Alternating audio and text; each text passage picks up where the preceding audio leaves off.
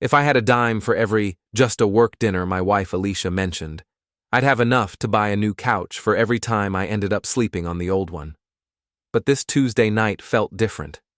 Maybe it was the way she spent 45 minutes picking out the perfect black dress, or how she applied her makeup with the precision of a surgeon preparing for the operation of her life. "Greg, have you seen my good earrings?" Alicia called from our bedroom, her voice carrying that particular tone she used when she was trying too hard to sound casual. I looked up from my beer, and the restaurant invoices spread across our kitchen table. Being a district manager for a chain of family restaurants wasn't glamorous, but it paid the bills and gave me plenty of material for cynical observations about human nature. "Which good earrings? The ones you wore to your sister's wedding, or the ones you save for impressing people you claim not to care about impressing?" She appeared in the doorway, stunning in that black dress that hugged every curve I'd fallen in love with 12 years ago. At 35, Alicia still turned heads, and she knew it. Her auburn hair cascaded over her shoulders, and those green eyes that used to look at me with genuine affection now seemed to look through me. The diamond studs. And don't be sarcastic, Greg. It doesn't suit you. Funny, I thought sarcasm was one of my few remaining attractive qualities. I took another sip of beer, watching her rifle through her jewelry box with the intensity of someone searching for buried treasure. "So remind me again why this dinner with your boss is so important." Alicia paused, her fingers hovering over a pair of pearl earrings before settling on the diamonds. "Dominic wants to discuss the new HR initiatives for next quarter. It's a working dinner, Greg. You know, the kind of thing adults do to advance their careers." There it was, that subtle dig about my own career trajectory. As if managing 4 restaurants and dealing with staff turnover, supply chain issues, and corporate bureaucracy wasn't real work. But I'd learned to pick my battles with Alicia, especially lately. "Right, of course. And his wife Janet is joining you for this working dinner?" The pause was barely perceptible, but I caught it. 12 years of marriage had taught me to read Alicia's tells like a poker player studying an opponent's nervous tics. "Janet's visiting her sister in Phoenix this week. It's just going to be me, Dominic, and a few other department heads." I nodded, keeping my expression neutral while my gut twisted into familiar knots. Dominic Carter was 58, silver-haired, and possessed what Alicia called old-school charm. What I called it wasn't suitable for polite company. He'd been her boss for 8 months, ever since the company restructured, and she'd been promoted to senior HR coordinator. 8 months of late meetings, weekend conferences, and work dinners that seemed to multiply like rabbits in spring. "Well, have fun discussing quarterly initiatives," I said, returning my attention to the invoices. "I'll be here, living vicariously through spreadsheets and vendor complaints." Alicia moved behind my chair, her hands resting briefly on my shoulders. For a moment, I caught a whiff of her perfume. Not the usual scent she wore, but something new, something expensive. "You could try to be more supportive, you know. This promotion could really open doors for us." "I am supportive. I'm also realistic. And realistically speaking, most career-advancing conversations don't require quite this level of wardrobe consultation." She stepped away, and I could feel the temperature in the room drop several degrees. "You know what, Greg? Sometimes I think you'd be happier if I just stayed home, cooked your dinner, and asked you how your day went while you complained about corporate policy and difficult customers. That's not fair, and you know it." "Is it? Because lately, every time I mention work, you get this look on your face like you're sucking on a lemon. God forbid I should have ambitions beyond this house and this neighborhood." I turned in my chair to face her fully. She was standing in the kitchen doorway, arms crossed, looking like a prosecutor preparing to deliver a closing argument. Beautiful, successful, and increasingly distant. That was my wife, in a nutshell. "Alicia, I don't have a problem with your ambitions. I have a problem with the fact that these ambitions seem to require an awful lot of after-hours FaceTime with your married boss.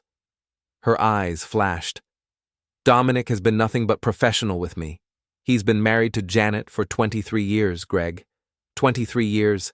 He's not some predatory executive looking to chase after his subordinates. Right. Because married men never stray, especially not successful, powerful married men with young, attractive employees. Young? I'm 35, not 22. And if you can't trust me to handle myself in a professional setting, then we have bigger problems than you think. The conversation was heading toward territory we'd mapped extensively over the past few months. I could see the familiar landmarks, my jealousy, her indignation, my sarcasm, her accusations of insecurity. It was a well-worn path that led nowhere productive. You're right, I said, raising my hands in surrender. I'm being paranoid. Go have your dinner, discuss your initiatives, and I'll be here when you get home. She studied my face, looking for traces of sarcasm or hidden resentment. Finding none, or at least none she could definitively identify, she nodded curtly. Thank you. I should be home by 10:30 at the latest. After she left, trailing expensive perfume and the click of heels I didn't recognize, I sat in our kitchen nursing my beer and staring at invoices that might as well have been written in hieroglyphics for all the attention I was paying them. My phone buzzed. A text from Richard, my assistant manager, and the closest thing I had to a best friend in this town. Want to grab a beer? Susan's at book club and I'm staring at a frozen dinner that looks like it died of natural causes. I texted back, come over, bring more beer. Alicia's at another work dinner. Another one? Damn, her company sure likes to eat. Tell me about it. Richard arrived 20 minutes later with a 12-pack of craft beer and the kind of knowing expression that suggested he'd connected dots I was still pretending not to see. So, he said, settling into the chair Alicia had vacated. Work dinner number what this month? I've stopped counting. Apparently, the modern corporate world requires more after-hours dining than a food critics convention. Richard opened a beer and studied me with the directness that made him good at his job and occasionally uncomfortable as a friend. He was 42, divorced, and possessed a cynicism that made my own seem optimistic by comparison. Greg, I'm going to say something, and you're going to want to punch me, but I'm going to say it anyway because that's what friends do. This should be good. Janet Carter shops at the same grocery store as Susan. They've talked a few times in the produce section. You know, typical suburban wife small talk. Last week, Janet mentioned that Dominic's been working late a lot lately, coming home after 10 most nights. I felt something cold settle in my stomach. And she seemed surprised when Susan mentioned that you'd been complaining about Alicia's work dinners. Janet said Dominic usually just grabs something from the vending machine when he works late. We sat in silence for a moment, the implications hanging between us like smoke from a fire neither of us wanted to acknowledge. Maybe he's been grabbing dinner out before coming home, I said finally. Maybe. Maybe Janet doesn't know about all of his work obligations. Maybe. Maybe I'm being a paranoid husband who watches too many movies where the cheating spouse always claims it's just work. Richard took a long pull from his beer. Maybe. Or maybe your gut is trying to tell you something your brain doesn't want to hear. My phone rang at 11:47 p.m. Not Alicia. She'd texted at 10:15 to say the dinner was running late and she'd be home soon. The caller ID showed Janet Carter. Greg? I'm sorry to call so late, but I'm worried sick. Dominic said he was working late tonight, but I drove by his office and his car isn't there. I've been calling him for 2 hours and it goes straight to voicemail. My mouth went dry. Janet, Alicia mentioned the work dinner to you, didn't she? Where did they go? I need to find him. His blood pressure medication is at home and he's supposed to take it by 11. The kitchen suddenly felt too small, too warm. I don't know where they went. Alicia just said it was a work dinner with department heads. Department heads?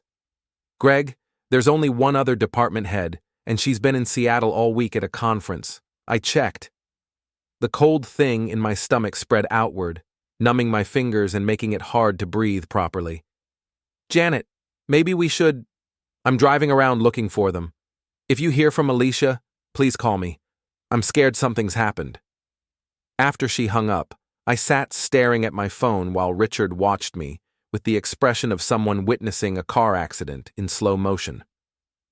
Well, I said finally, I think we just found out where those work dinners have been leading.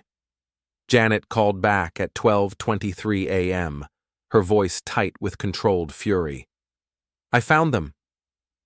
2 words that managed to contain an entire world of betrayal, humiliation, and the particular kind of rage that comes from having your suspicions confirmed in the worst possible way. Where?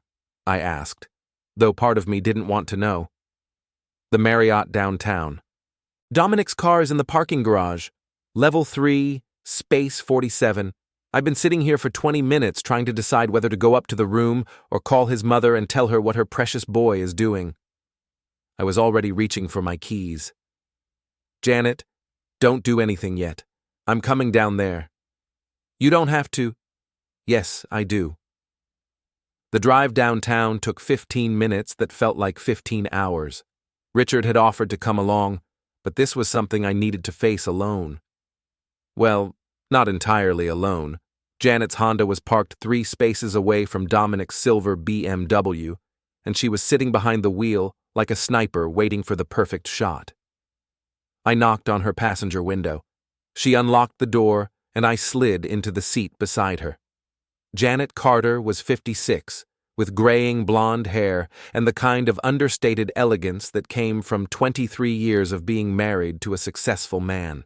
Tonight, she looked like someone who'd been hit by a truck carrying a full load of bitter reality.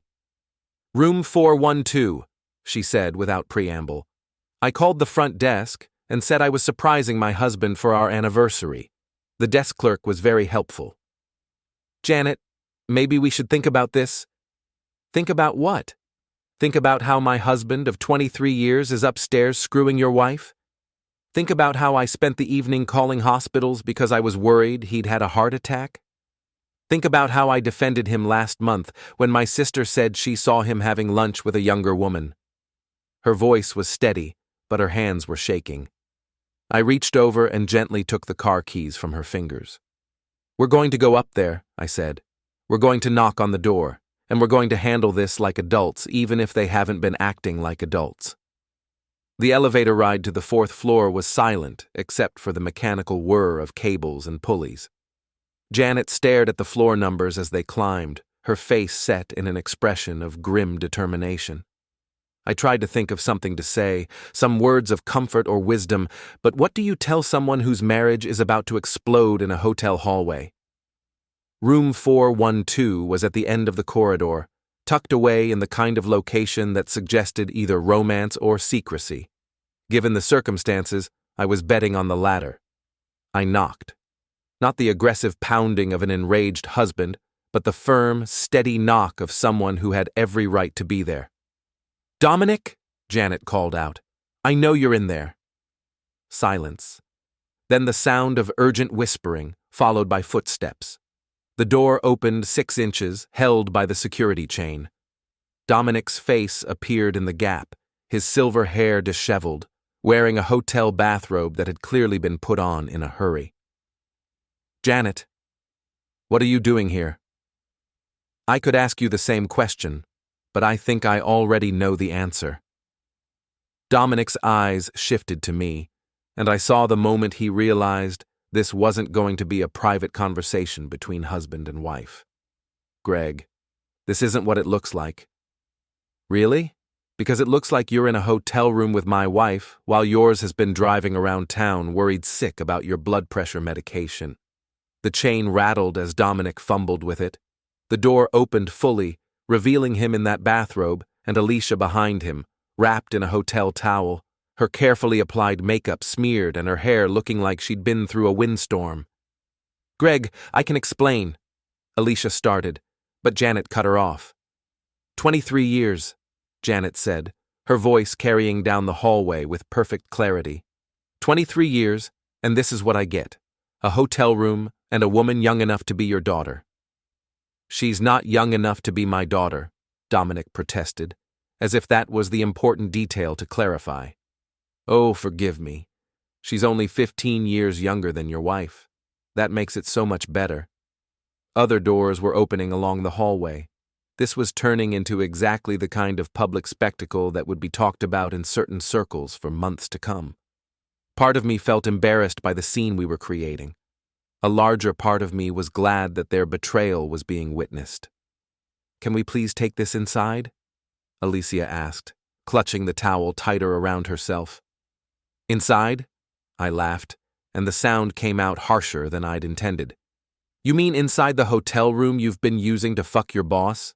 Sure, let's all crowd in there and discuss this like civilized people." "Greg, don't what? Don't be upset. Don't make a scene. Don't act like a husband who just found his wife in a hotel room with another man." Dominic stepped forward, trying to assert some kind of authority. "Now look here, Greg.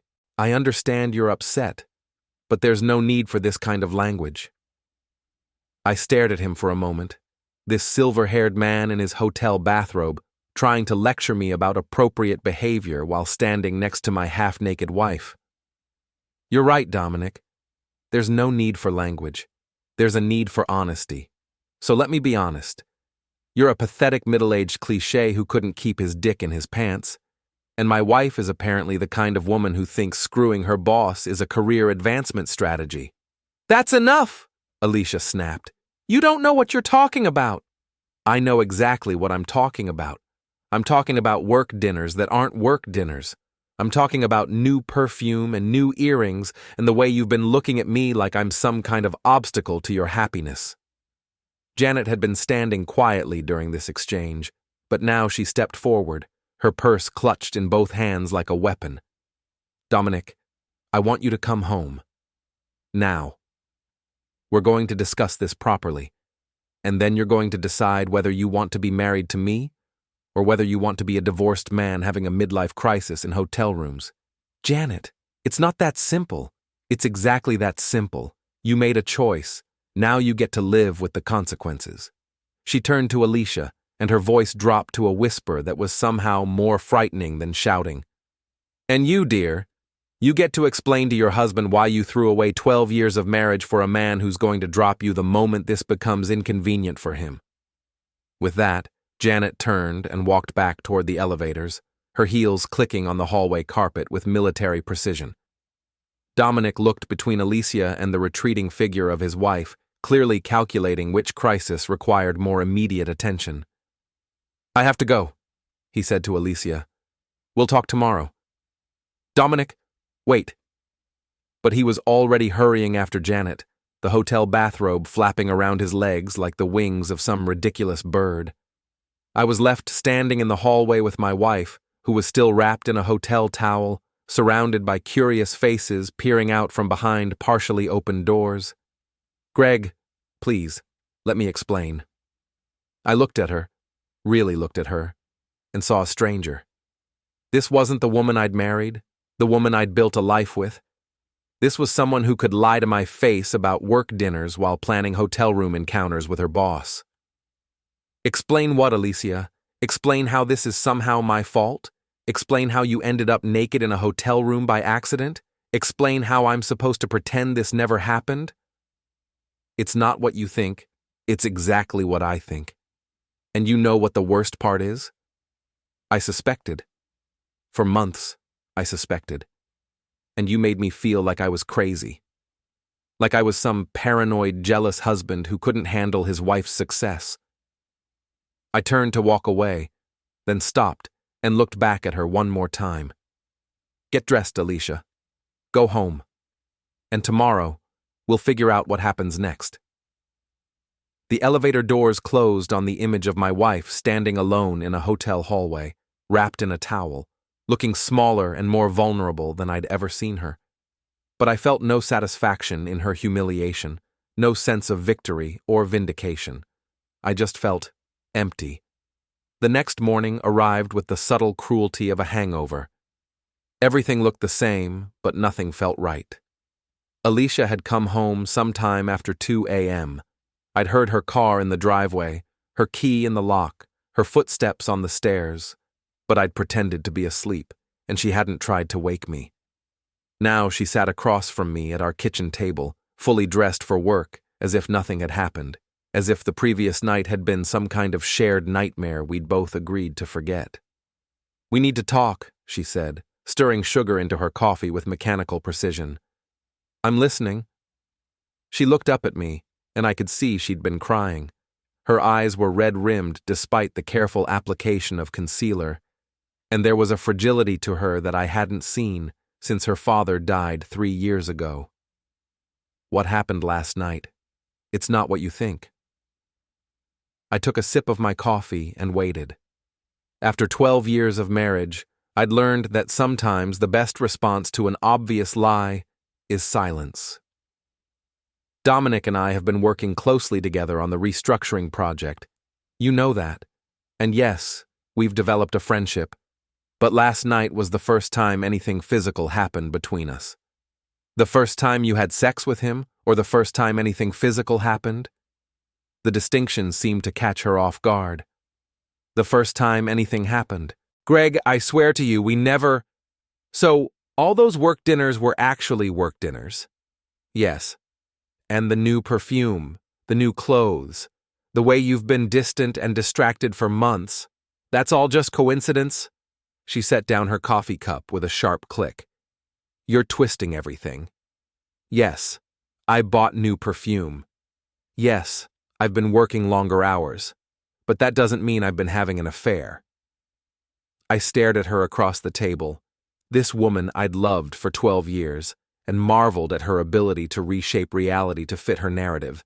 It was almost impressive in its audacity. "Alicia, I found you in a hotel room with your boss. You were wearing a towel. He was wearing a bathrobe. What exactly am I supposed to think happened? That you were reviewing quarterly reports in your underwear?" Her face flushed. "We had dinner. We talked about work, about the future of the department. We had some wine. Things got complicated." "Complicated?" "Yes, complicated. I'm not proud of what happened, but it wasn't some calculated affair. It was a mistake, a moment of poor judgment." I nodded slowly, as if I were actually considering this explanation. "So if I called the hotel and asked how many times room 412 has been reserved under Dominic's name in the past 3 months, what do you think they'd tell me?" The question hung between us like smoke from a fire. Alicia's face went through a series of expressions: surprise, calculation, defiance, and finally something that might have been resignation. "It doesn't matter what they'd tell you. What matters is what I'm telling you now." "Which is what, exactly?" "That I made a mistake. That I'm sorry. That I want to work on our marriage." I stood up from the table, suddenly needing to move, to do something with the restless energy that was building inside me like steam in a pressure cooker. "You want to work on our marriage? After you fucked your boss in a hotel room, you want to work on our marriage?" "Don't say it like that." "How should I say it? How should I describe what happened last night?" She stood up too, her hands clenched into fists at her sides. "You could try being understanding. You could try recognizing that marriages go through difficult periods and that people make mistakes." "Understanding?" I laughed, and the sound was bitter even to my own ears. "You want me to be understanding about your adultery?" "It wasn't adultery. It was one night. One mistake. One night that I know about." The accusation hit its mark. I could see it in the way her shoulders tensed, in the way her eyes darted away from mine before snapping back with defiant anger. "You know what, Greg? Maybe this is exactly what our marriage needed. Maybe it needed something to shake us out of the rut we've been in for the past 2 years." "What rut?" "The rut where we barely talk to each other except about bills and schedules. The rut where we have sex twice a month like it's some kind of marital obligation. The rut where you come home from work and complain about corporate policy while I pretend to be interested." Her words hit like physical blows, each one finding its target with surgical precision. Because there was truth in what she was saying, Enough truth to make me question everything I thought I knew about our relationship. So, this is my fault. I'm not saying it's your fault. I'm saying we both let our marriage drift into something neither of us wanted. And your solution was to start fucking your boss. My solution was to find someone who made me feel alive again. Someone who listened to me, who was interested in what I had to say, who made me feel like I was more than just a wife going through the motions. The honesty was brutal and unexpected. For a moment, I saw past the lies and justifications to something that might have been the truth, or at least her version of it. And now? Now I want to try to find that feeling with you again, if you're willing to try. I looked at her standing there in our kitchen, beautiful and desperate and asking for something I wasn't sure I could give. Forgiveness, maybe, or the ability to pretend that trust could be rebuilt from the ashes of betrayal. I need time to think. How much time? I don't know. More than one conversation over coffee? She nodded, and for the first time since I'd found her in that hotel room, she looked like the woman I'd married, vulnerable, hopeful, and heartbreakingly human. I'll be at work. Call me if you want to talk. After she left, I sat in our kitchen surrounded by the detritus of 12 years of shared life, coffee cups with matching chips, a refrigerator covered with photos from happier times, a calendar marking anniversaries and birthdays that suddenly felt like relics from someone else's marriage. My phone rang. Richard. How are you holding up? I've been better. How did you know? Janet Carter called Susan this morning. Apparently the whole thing is already making the rounds. Small town, big gossip. I closed my eyes and leaned back in my chair. Of course it was. In a town this size, a scene like last night's hotel confrontation was like throwing a stone into a still pond. The ripples would spread outward until everyone had heard some version of the story. What are people saying? The usual bullshit. Half of them are calling Alicia a homewrecker, the other half are saying you must have driven her to it. You know how it goes. I did know how it went. In small towns, everyone was an expert on everyone else's marriage, and every crisis became public entertainment. Richard, I need to ask you something, and I need you to be honest. Shoot. Did you know? Before last night, did you suspect something was going on? There was a pause, long enough to confirm what I already knew. I had suspicions. Nothing concrete, just little things. The way she talked about Dominic, the way she dressed for work lately, and Susan mentioned seeing them together at lunch a few times. Why didn't you say anything? What was I supposed to say? Hey, Greg, I think your wife might be cheating on you based on absolutely no evidence. You would have told me I was crazy, and you would have been right to. He was right, of course. I would have defended Alicia, would have accused him of stirring up trouble, would have done exactly what husbands always do when confronted with uncomfortable truths about their marriages. So what now? Richard asked. Now I figure out what I want to do with the rest of my life. And Alicia? I looked around our kitchen, at the life we'd built together, at the evidence of 12 years of shared dreams and compromises and small daily kindnesses. I don't know yet. But I know one thing. I'm done being the understanding husband who pretends everything is fine when it's not. That afternoon, I drove to Dominic's office building, not to confront him. I'd had enough confrontation for one 24-hour period. I just wanted to see him, to observe him in his natural habitat, to try to understand what my wife had found so irresistible about this silver-haired man in expensive suits. The building was one of those generic corporate structures that housed insurance companies, law firms, and consulting businesses, the kind of place where people in suits made important decisions that affected other people's lives. Dominic's BMW was in the parking lot, parked in a handicapped space despite the obvious absence of any handicap placard. I sat in my car and watched the building's entrance, feeling like a private investigator in a bad movie. After about 20 minutes, Dominic emerged, walking quickly toward his car with the purposeful stride of a man trying to project confidence he didn't feel. He looked older in the daylight, more ordinary. The silver hair that had seemed distinguished in the hotel hallway now looked like an obvious attempt to hide advancing age. His expensive suit couldn't quite disguise a slight paunch around his middle, and there was something in his posture that suggested a man carrying a heavy burden. As he reached his car, he looked around the parking lot with the paranoid awareness of someone who expected to be watched. Our eyes met across the distance, and for a moment, we stared at each other like gunslingers in an old western. Then he got in his BMW and drove away, leaving me sitting alone in a parking lot, wondering what the hell I was supposed to do next.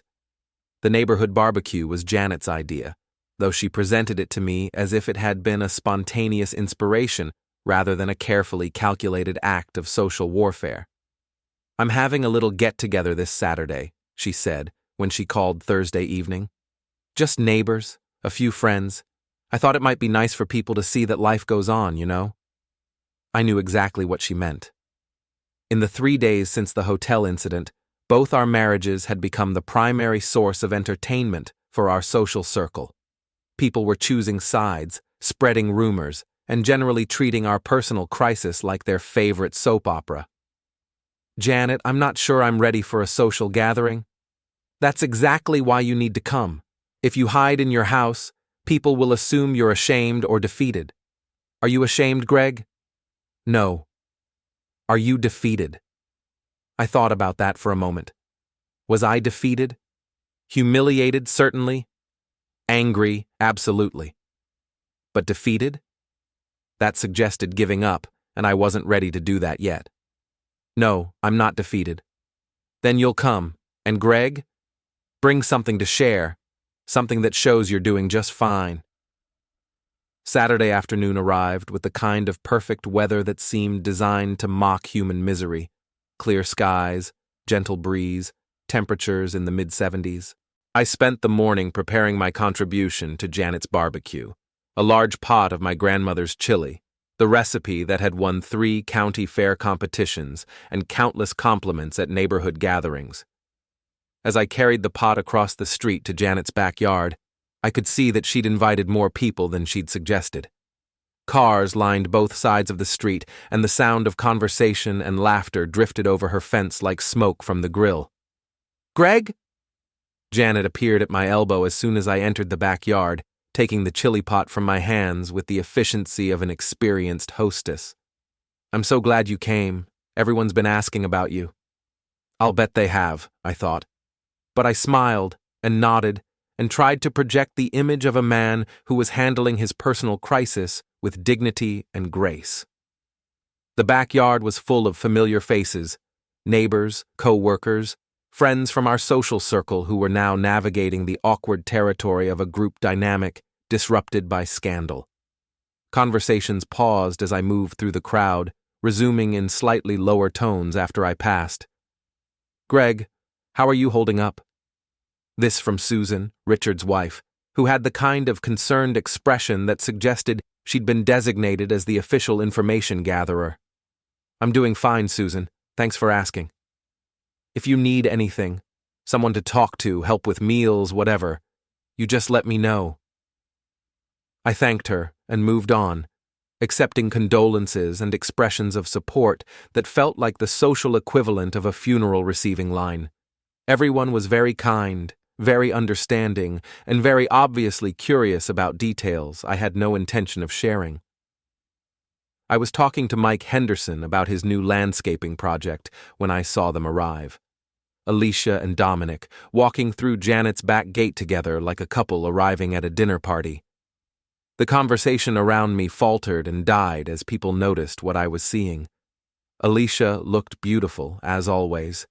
She was wearing a sundress I'd bought her for her birthday 2 years ago, and her hair was pulled back in the casual style she knew I loved.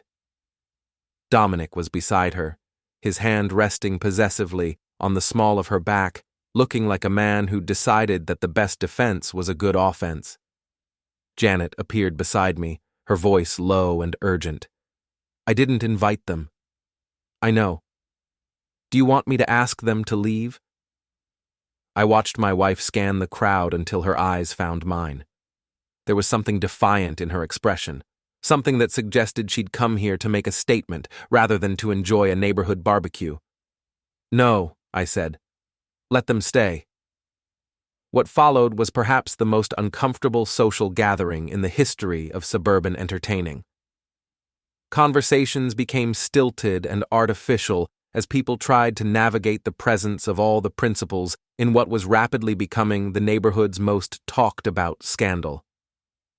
Alicia and Dominic positioned themselves near the drinks table, accepting beverages and making small talk with the kind of determined normalcy that fooled no one. I stayed on the opposite side of the yard, surrounded by a protective circle of friends and neighbors who seemed to have appointed themselves as my unofficial support group. This is awkward as hell, Richard muttered, appearing at my elbow with 2 beers. It's about to get more awkward. What do you mean? I nodded toward the back gate, where Janet's husband was making his entrance. Dominic saw him at the same time I did, and I watched the color drain from his face as he realized he was about to face his wife and his mistress in the same social setting. Janet moved through the crowd with the purposeful stride of a woman on a mission. She walked directly to where Dominic and Alicia were standing, smiled pleasantly, and said in a voice that carried clearly across the suddenly quiet backyard, "Dominic, darling, I wasn't expecting to see you here. Especially not with your little friend." The silence that followed was so complete, I could hear the neighbor's dog barking 3 houses away. "Janet," Dominic started, but she cut him off with a gesture. "Oh, don't mind me. I'm just here to enjoy the party. In fact, I have a little announcement to make." She turned to face the crowd, her smile bright and terrible. "For those of you who haven't heard, my husband has decided to explore new opportunities in his personal life. I wanted you all to know that I'll be exploring some new opportunities of my own. Specifically, I'll be exploring how much of his assets I can claim in our divorce settlement." The crowd stirred uneasily. This was more drama than most suburban barbecues could handle. "Janet, please," Dominic said, his voice strained. "This isn't the place, isn't it? You seem to think public displays were appropriate when you were parading around town with Greg's wife. I'm just following your lead." Alicia stepped forward, her cheeks flushed with embarrassment and anger. "Mrs. Carter, I understand you're upset, but—" "Upset?" Janet laughed, and the sound was sharp enough to cut glass. "Oh, my dear, I'm not upset. I'm liberated. For the first time in 23 years, I don't have to pretend I don't know about my husband's wandering eye. I don't have to make excuses for his late nights or his mysterious phone calls or his sudden interest in working dinners." She turned back to Dominic, and her voice dropped to a whisper that somehow carried to every corner of the yard. "You want to play house with a younger woman? Go right ahead. But you'll do it without my money, without my house, and without my respectability to hide behind." The crowd was riveted. This was better than anything they could have seen on television, and it was happening right here in their own neighborhood. I found myself moving forward, drawn by some instinct I didn't fully understand. Maybe it was the desire to support Janet in her moment of public vindication. Maybe it was the need to finally confront the situation that had been destroying my life for months. "You know what the funny thing is?" I said, my voice carrying clearly in the stunned silence. "I actually feel sorry for you, Dominic." He turned to face me, his expression wary. "Greg, I don't think this is the time." "No, I think this is exactly the time. See, I've been thinking about this whole situation, trying to understand how a man throws away a 23-year marriage for a few months of hotel room encounters, and I think I've figured it out." I looked around the crowd, at all these people who'd been whispering about my marriage, speculating about my failures as a husband, wondering how I'd driven my wife into another man's arms. "You didn't want Alicia," I continued. "You wanted the idea of Alicia. You wanted to feel young again, powerful again, desirable again.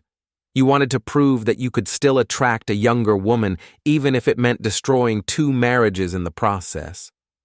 Dominic's face was flushed now, his composure cracking under the weight of public scrutiny. You don't know what you're talking about. Don't I? Then explain it to me. Explain how a man who's been married for over 2 decades suddenly decides that his wife isn't enough anymore. Explain how that same man convinces himself that seducing a subordinate is somehow romantic rather than pathetic. Greg, stop, Alicia said, stepping between us. This isn't helping anyone. I looked at my wife, standing there in the dress I'd bought her, defending the man she'd chosen over our marriage, and felt something shift inside me. Not anger, exactly, but a kind of cold clarity. You're right, I said. This isn't helping anyone. But you know what?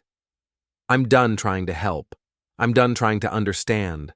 I'm done pretending that what you did was some kind of mistake that we can work through with counseling and good intentions. I turned to address the crowd, these neighbors and friends who'd been watching our marriage collapse like spectators at a demolition. For those of you keeping score at home, here's what happened. My wife decided that 12 years of marriage wasn't as important as a few months of excitement with her boss. Her boss decided that 23 years of marriage was a small price to pay for feeling young again. And now they're both here, at a neighborhood barbecue, acting like their choices don't have consequences. The silence stretched out, broken only by the sound of someone's cell phone buzzing and the distant hum of traffic on the main road. But here's the thing about consequences, I continued, and my voice stayed calm because calm was the only weapon in a crowd like this. They don't care whether you're ready for them or not. They don't care whether you think your actions were justified. They just show up and make themselves at home. The backyard was bright with late afternoon sun, the kind of sun that makes everything look almost too cheerful, as if the world was mocking you with good weather. Smoke drifted from the grill in slow, sweet ribbons, carrying the smell of charred meat and onion and something sugary in the marinade. Paper plates sat stacked on a folding table. Plastic cups clinked with ice. People laughed too loudly and tried to pretend they weren't listening, but every laugh had an edge now, because no one could pretend they hadn't heard what I said. I walked over to where Dominic was standing, close enough that I could see the sweat beading on his forehead, despite the pleasant temperature. He held a beer he hadn't sipped in 5 minutes, his fingers too tight around the bottle. His posture was still trying to project confidence, but confidence is a performance, and performances crumble when the audience stops applauding. He'd expected me to yell. He'd expected me to make a scene that made him look like the reasonable one. He'd expected anger he could dismiss. He hadn't expected a voice that sounded like a verdict. You want to know what your consequences look like? I asked, and the words fell into the air without drama. Your wife is going to take half of everything you own. Your reputation in this town is shot. Your colleagues are going to look at you and see a middle-aged cliché who couldn't keep his personal life from destroying his professional credibility. Dominic's jaw flexed. His eyes flicked past me, scanning the faces nearby, looking for rescue in the form of someone stepping in to tell me I was being harsh. Nobody moved. A few people stared at their cups. Someone coughed. Someone's phone buzzed and was quickly silenced. I saw a man I recognized from Dominic's office. He'd once introduced him as a good guy to know, watching with a look that was half disgust, half relief that he wasn't the one being called out. Dominic tried to speak, but all that came out was air. He licked his lips as if he could taste the truth now, bitter and unavoidable. This is, he started. Predictable. I finished for him. That's what it is. Then I turned to Alicia, my wife of 12 years, the woman I'd loved and trusted and built a life with. She stood near the patio, hands clasped in front of her like she was trying to hold herself together by force. Her eyes were wet, but her chin was lifted, and there was something in her expression that I recognized with a sick clarity. She wanted sympathy without accountability.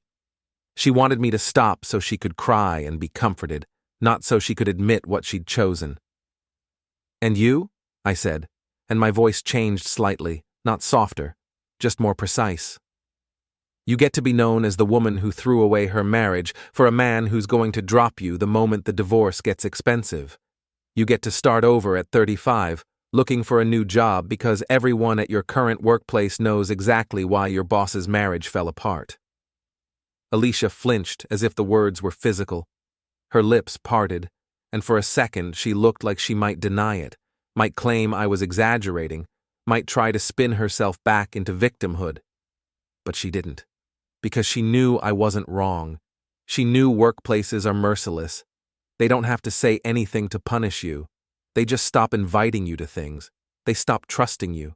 They stop imagining you as leadership material. They stop picturing you as stable. Reputation doesn't die with a headline. It dies in whispers. I stepped back, looking at both of them, these two people who'd decided their desires were more important than their commitments. Behind them, the table of food looked absurdly normal. Potato salad sweating in the heat, buns stacked in a basket, a bottle of ketchup tipped on its side like it had collapsed. A child ran by with a toy, oblivious, laughing, and the sound cut through everything like a reminder that the world always contains innocence, even when adults ruin their own lives. "Enjoy the barbecue," I said. "I hope it was worth it." The words weren't shouted. They didn't need to be. They carried because the crowd was already leaning toward silence, the way people do when they realize the social contract has shifted and they're not sure what's permitted anymore. For a moment, nobody moved. Then the backyard did what crowds always do after a confrontation they didn't expect. It tried to heal itself by pretending nothing had happened. Conversations resumed in stuttering bursts, voices rising and falling like waves. Someone laughed too loudly again. Someone asked, "Did you try the ribs?" as if ribs could glue morals back together. A couple near the drink cooler suddenly became fascinated by the ice. The host, one of Dominic's friends, I think, stood frozen by the grill with tongs in his hand, eyes wide, unsure whether to keep cooking or call an ambulance for the atmosphere. Dominic didn't chase me. That told me everything. He wanted control more than he wanted Alicia. If he ran after me, he'd look guilty. If he stayed, he could try to salvage his image, smooth it over, tell the crowd I was emotional, that I'd misunderstood, that marriage was complicated. He'd try to turn my calm into instability, because men like Dominic believe the only way to survive public judgment is to make someone else look unreasonable. Alicia did call my name. "Aaron," she said, and her voice cracked as it reached for me. "Aaron, please." I didn't turn around. Not because I hated her, not because I wanted her to suffer, but because turning around would have been permission. It would have been an opening for negotiation, for explanation, for the familiar loop where she cried, and I softened, and the truth got diluted into something easier to live with. I'd spent too long living in diluted truth. I wanted the undiluted version now, even if it burned. I walked down the side path toward the gate, the sound of the party behind me fading in layers. Laughter, then music, then the faint clink of glasses, then only the hum of traffic beyond the fence. My shoes scuffed lightly on the stone, and with every step I felt lighter, not because I was happy, but because I was no longer performing stability for people who didn't deserve it. At the gate, I paused, one hand resting on the wood for a heartbeat. I could still hear Alicia behind me, her voice smaller now, pleading in a tone I'd once rushed to rescue. But I didn't turn. Because the moment you start turning back, you teach them you can be pulled. And I wasn't pullable anymore. I opened the gate and stepped out into the street, letting it swing shut behind me with a soft, final click, and the sound felt like the beginning of something I'd forgotten was possible. Peace. I had said what I needed to say, and now it was time to figure out what came next. The storm hit on a Tuesday night in late September, one of those sudden autumn thunderstorms that seem to come out of nowhere and shake the world like a snow globe. I was sitting in my living room, reading a book and listening to the rain pound against the windows when headlights swept across my front yard. 3 months had passed since Janet's barbecue. 3 months of lawyers and mediations, of dividing assets and negotiating the dissolution of a 12-year marriage. Alicia had moved out in July, taking half our furniture and most of our mutual friends. Dominic had moved out of his house in August, leaving Janet with a substantial settlement and a renewed sense of purpose. The headlights belonged to Dominic's BMW, and through the rain-streaked window, I could see him sitting behind the wheel, staring at my house like a man trying to work up the courage for something he knew was a bad idea. My phone rang. Alicia. "Greg, Dominic is on his way to your house. He's been drinking and he's angry about the deposition yesterday. I tried to stop him, but he's already here. Don't let him in. He's not thinking clearly." I looked out the window at the man who'd helped destroy my marriage, sitting in his expensive car in my driveway, and felt a familiar surge of anger mixed with something that might have been anticipation. "Thanks for the warning," I said, and hung up. The deposition Alicia had mentioned was part of Janet's divorce proceedings. Dominic's lawyers had been trying to minimize his assets and shift blame for the marriage's failure, but yesterday's session hadn't gone well for him. Janet's attorney had been thorough and relentless, painting a picture of a serial philanderer who'd used his position of authority to seduce subordinates. The revelation that Alicia hadn't been his first affair had been particularly damaging. 2 other women had come forward, both former employees, both willing to testify about Dominic's pattern of behavior. His reputation was in ruins, his marriage was over, and his financial future looked increasingly bleak.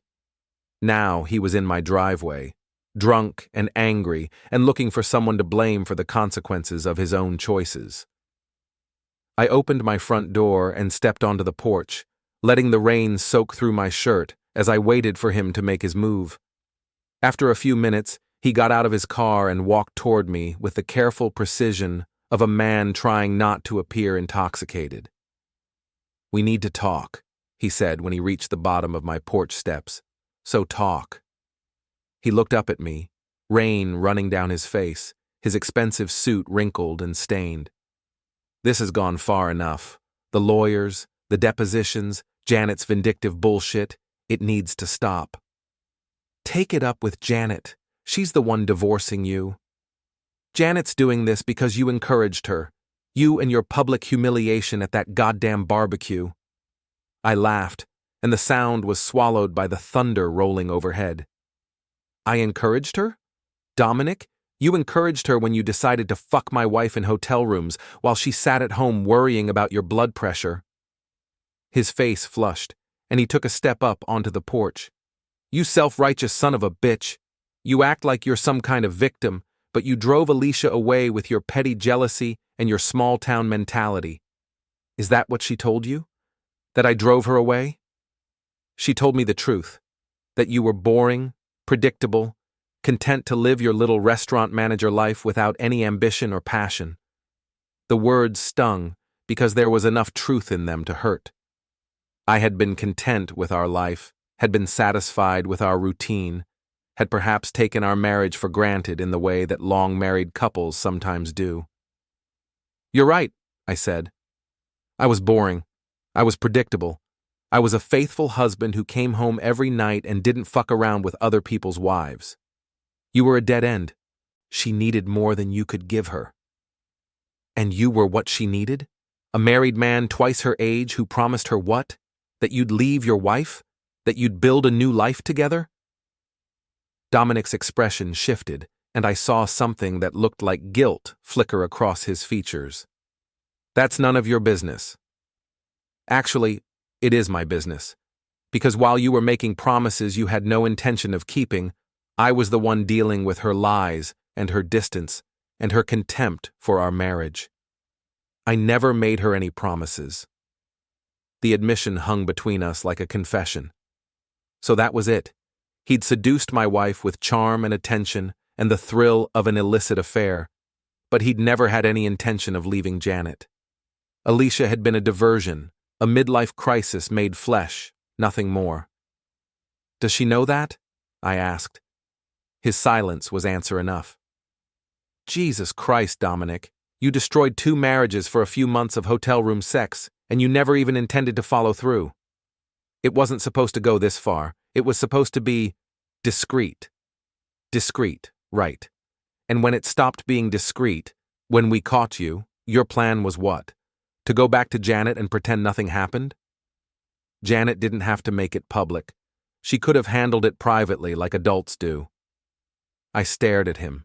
This man who'd helped wreck my life, standing on my porch in the rain, complaining that his wife hadn't been more understanding about his adultery. "Get off my property." "We're not done talking." "Yes, we are. You came here drunk, looking for someone to blame for your problems. But your problems are your own making, and I'm done being your scapegoat." He took another step up the porch, close enough now that I could smell the whiskey on his breath. "You think you're better than me? You think your marriage was so perfect?" "I think my marriage was honest. Whatever problems Alicia and I had, we could have worked through them if she'd been willing to try instead of looking for excitement in hotel rooms." She tried. She tried to talk to you, tried to get you interested in something beyond your little restaurant world, but you were too self-absorbed to notice. And your solution was to seduce her. My solution was to give her what she needed: attention, conversation, someone who appreciated her intelligence and her ambition. In hotel rooms. Yes, in hotel rooms, because that's where she wanted to be. The rain was coming down harder now, turning the conversation into a shouting match conducted in a downpour. Lightning flashed overhead, illuminating Dominic's face in stark black and white. "You know what I think?" I said, raising my voice over the thunder. "I think you're here because Alicia finally figured out that you were never going to leave Janet. I think she realized that she destroyed her marriage for a man who saw her as a temporary diversion. And now you're angry because your midlife crisis has consequences."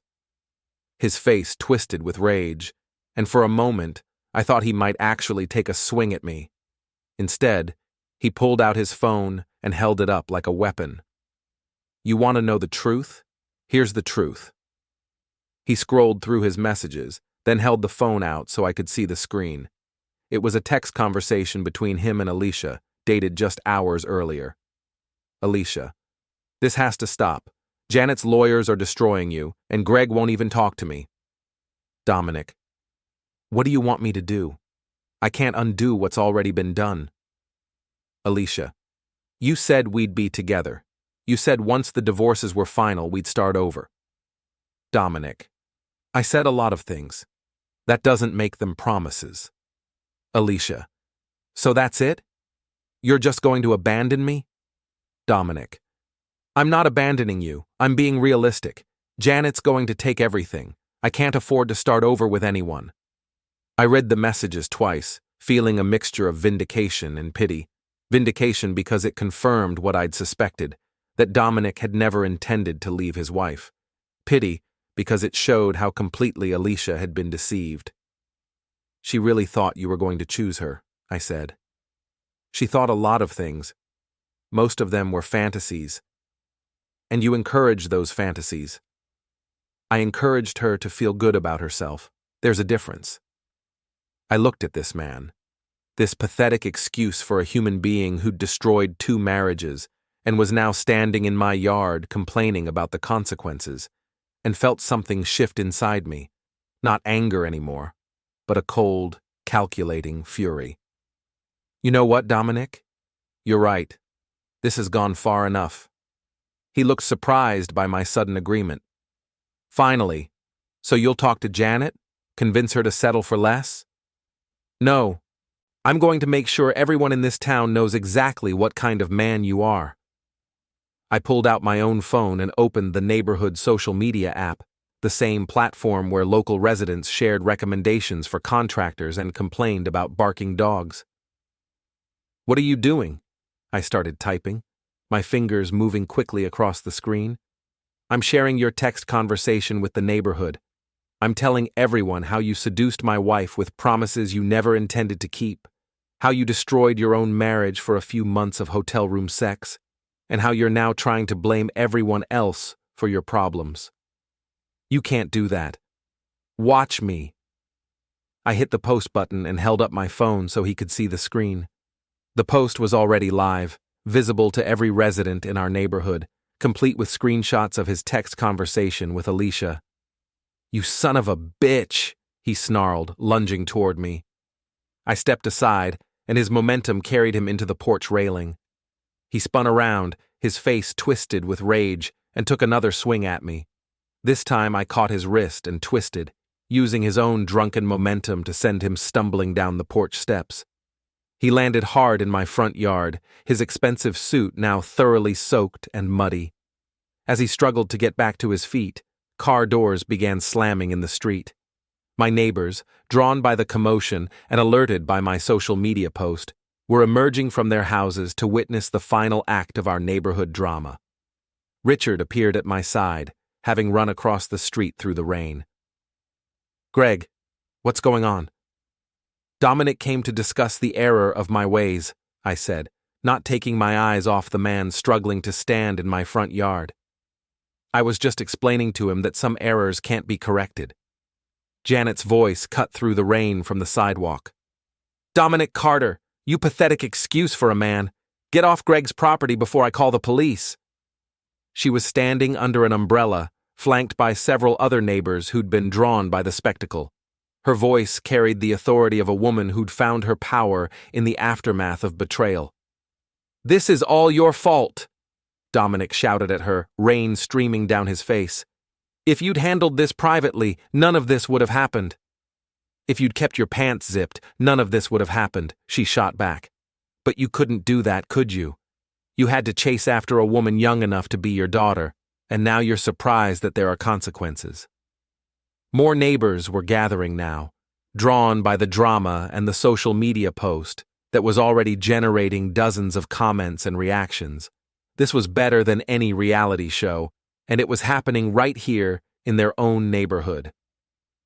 Dominic looked around at the growing crowd, at the faces staring at him with a mixture of disgust and fascination, and seemed to realize that he'd lost whatever remained of his dignity.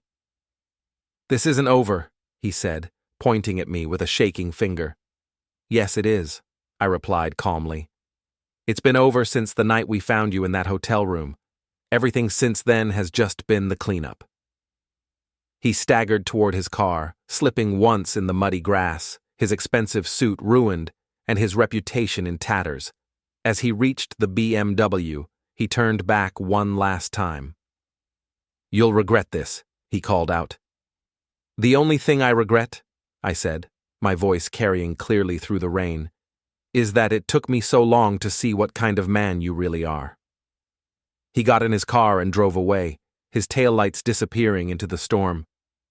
The neighbors began to disperse, talking among themselves about what they'd witnessed, already turning the confrontation into the kind of story that would be told and retold for years to come. Janet walked up to my porch, shaking the rain off her umbrella. "Are you all right?" "I'm fine. Better than fine, actually." She smiled, and for the first time since this whole mess began, it was a smile of genuine warmth rather than grim determination. "You know, Greg, I think we both are." As she walked back to her house, I stood on my porch watching the storm rage overhead, feeling something I hadn't felt in months: peace. Not happiness exactly, but a sense that justice had been served and that the worst was finally behind me. My phone buzzed with notifications from the neighborhood app, comments on my post, messages of support, and a few criticism from people who thought I'd gone too far. But I didn't care what anyone thought anymore. I'd told the truth. Consequences be damned, and sometimes that's all a man can do. The rain began to ease, and through the clearing clouds, I could see the first stars appearing in the night sky. Tomorrow would bring new challenges, new decisions about how to rebuild my life from the wreckage of my marriage. But tonight, standing on my porch in the aftermath of the storm, I felt like a man who'd finally found his way home,